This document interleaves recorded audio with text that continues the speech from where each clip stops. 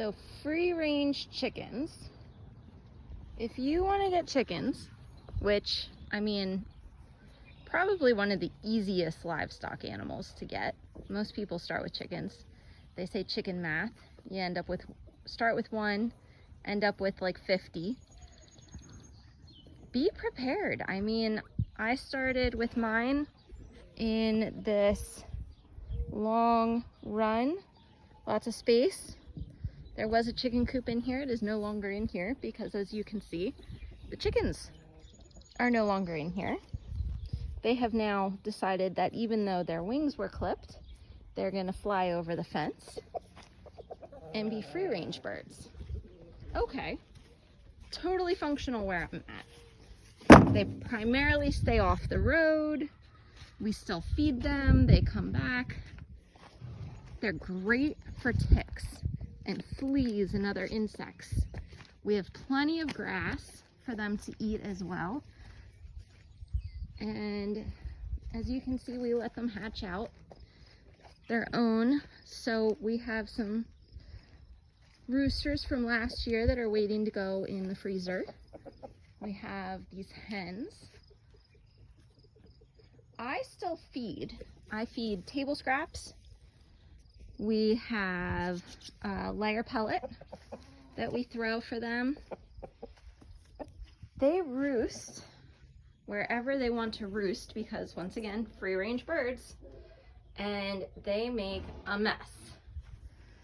So if you're going to be okay with free range, you need to be okay with everything that comes with free range birds.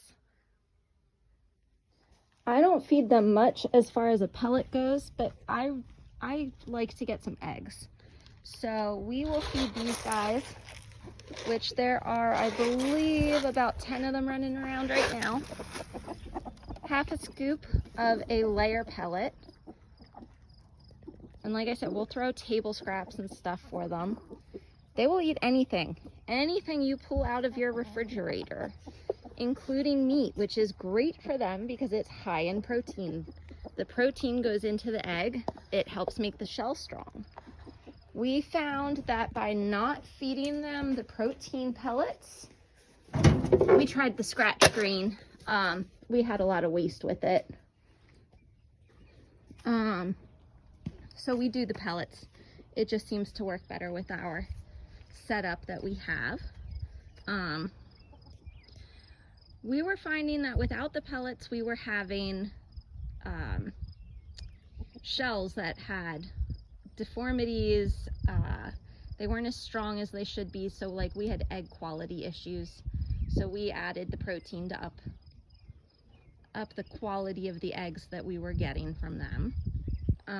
If you're raising meat birds, you're going to want to feed a lot of protein and high fat to breast them out nicely. We have these roosters. These guys are about a year old now, just under. So like I said, they're soon going to be going in the freezer. And that just partly is time. We just did some steers, so it takes a couple hours to get everything set up and done. I don't have a plucker. I have to hand pluck. So yeah, like I said, free range. Nice on the one hand.